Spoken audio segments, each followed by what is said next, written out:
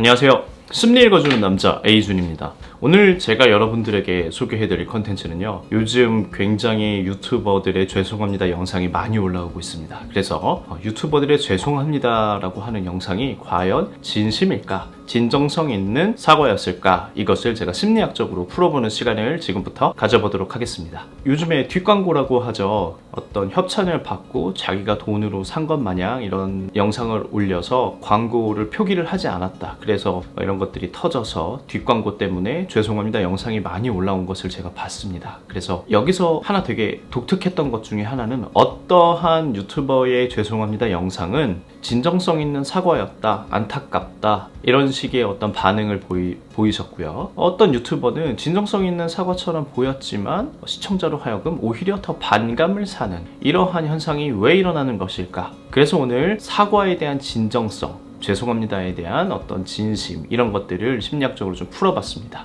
유튜버든 정치인이든 기업의 CEO든 연예인이든 어떤 문제가 생겼을 때 사과를 하는 방식이 똑같습니다. 어떤 카메라가 있고요, 기자회견을 하고요. 기자회견 같은 경우에는 옷을 단정히 입고 준비가 되어 있는 어떤 대본을 읽는 형식으로 죄송합니다 혹은 사과 기자회견을 하죠. 유튜버도 마찬가지였습니다. 제가 많은 유튜버들의 어떤 죄송합니다 영상을 봤는데 미리 준비되어 있는 어떤 대본을 읽는 형식으로, 그리고 내추럴하게 편집 없이 영상을 올리는 것을 봤는데요, 시청자들로 하여금 과연 그것이 진심인지 아닌지, 이것들을 제가 두 가지로 좀 살펴봤습니다.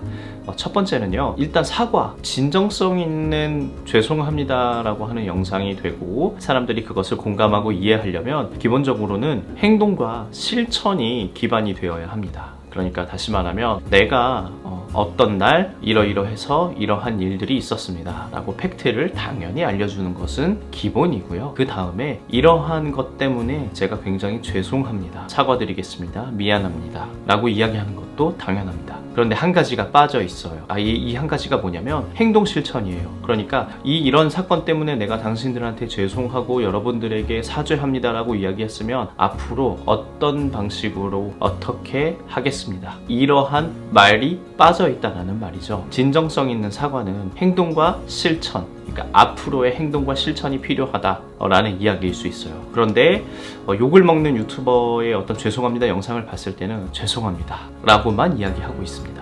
앞으로 어떻게 하겠다라는 이야기가 없어요. 그러니까 죄송합니다라고 말만 하는 것은 1000번이고 2000번이고 영상을 통해서 할 수 있습니다. 근데 오히려 실제로 사람들을 앉혀놓고 죄송합니다라고 이야기하는 건 느낌이 상당히 다르죠. 영상은 뒤에 시청자들이 없고 배경으로 가려져 있기 때문에 자신은 그냥 영상을 찍으면 되죠. 이게 뭐 들리는 라디오나 피드백을 받는 라디오 생방송들이 아니기 때문에, 스트리밍이 아니기 때문에 제가 죄송합니다를 기본적으로 그냥 떠넘기듯이 영상을 만들면 그만인 것입니다. 그렇기 때문에 연예인이나 대기업 CEO나 이런 것들을 보면 기자회견에서 뭐라고 합니까? 이러이러한 일들이 있어서 여러분들에게 사죄드립니다, 죄송합니다. 그리고 나서 뭐라고 하죠? 이 직책을 내려놓겠습니다. 앞으로 이 일과 관련한 모든 직종에서 제가 일을 그만두겠습니다. 자숙의 시간을 갖겠습니다. 보통 이런 식으로 표현한단 말이죠. 그런데 어떤 정말 잘못을 했는데도 불구하고 죄송합니다 라고 고개만 숙인다는 것은, 제가 시청자의 입장이라면 과연 정말 저게 진심일까? 이렇게 생각이 될 수밖에 없다라는 이야기죠. 그래서 어떤 유튜버들은 뭐 은퇴하겠습니다, 봉사를 열심히 하겠습니다, 기부를 하도록 하겠습니다 라고 이야기를 하기도 합니다. 이런 것처럼 어떤 방식인지는 본인이 어떤 진심 어린 사과를 통해서 그 진심 어린 사과가 행동으로 비춰질 때, 어떤 행동으로 연결될 때, 그것이 봉사든 아니면 그만두는 것이든 자숙의 시간을 갖든 어떤 방법인지는 저도 잘 모르겠습니다. 하지만 진정성 있는 사과다라고 말을 할 수 있다면, 어떤 벌을 받을 때 자신이 벌이다라고 생각하는 것에 대해서 행동하고 실천해야 그것이 진정성 있는 사과가 아닐까, 이런 생각을 해보고요. 말로만 하는 사과는 제가 개인적으로 봤을 때도 생각보다 진심 어린 사과다라고 느껴지지 않았습니다. 말로만 하는 사과가 욕을 먹는 이유 중에 하나가 뭐냐면요, 일단은 사람들의 마음에 공감이 돼야 하죠. 그리고 그 사건 자체가 이해가 돼야 하고요. 그런데 공감과 이해가 안 되는 변명을 늘어놓고 합리화를 시키고 또다시 거짓말을 하는 현상, 이런 것들이 눈에 너무 보이는데 말로는 죄송합니다 라고 이야기하고 있는 것들이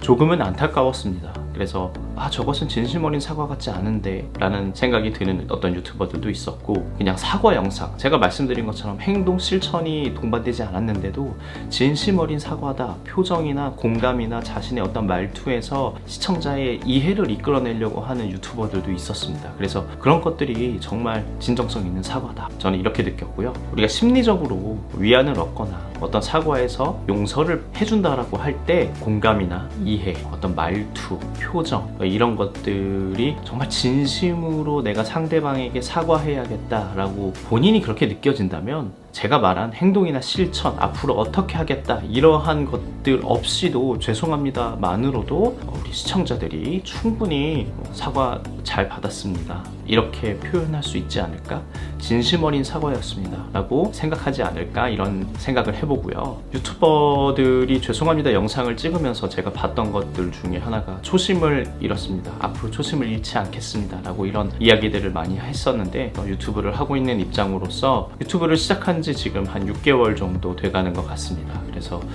심리 읽어주는 남자 A준이라는 이 컨텐츠가 과연 초심을 잃지 않고 계속 잘 달려오고 있는지, 이런 것들도 고민이 되는 한 시점이기도 하고요. 유튜버들의 죄송합니다를 통해서 나는 초심 그대로 전문적인 컨텐츠, 심리학을 알려주는 거, 마음의 위안을 얻는 거, 그리고 편안하게 생각하는 영상, 그리고 교육적인 효과, 더 좋은 컨텐츠를 만들 수 있는지, 이런 것들을 더 고민해 볼 수 있는 계기가 되었던 것 같아요. 그래서 앞으로 더 좋은 컨텐츠를 많이 만들도록 하겠습니다. 그러기 위해서는 제가 책을 좀 많이 읽어야 할 것 같고요. 요즘에 인문학적인 소양이 조금 떨어져서 철학책이나 기존에 다시 봤었던 어떤 서적들을 다시 되돌아보면서, 전공서적을 조금 다시 찾아보면서 더 전문적인 컨텐츠를 만들려고 노력을 많이 하도록 하겠습니다. 이런 것이 제 입장에서는 초심을 잃지 않는 유튜버가 되지 않을까, 이런 생각을 좀 해보고요. 오늘은 어떤 특정한 어떤 유튜버의 저격이라기보다는 요즘 현상에 대해서 유튜버의 죄송합니다가